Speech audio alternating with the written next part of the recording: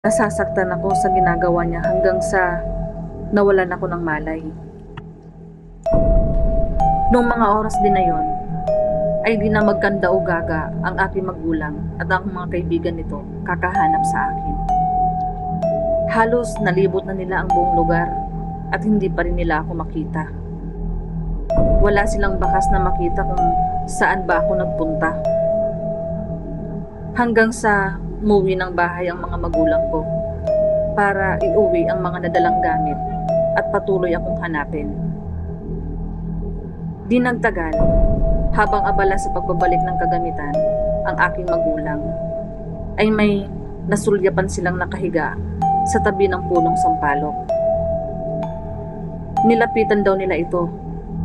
Laking gulat nila nang makita nila akong nakahiga sa ilalim ng punong sampalok. Laki ng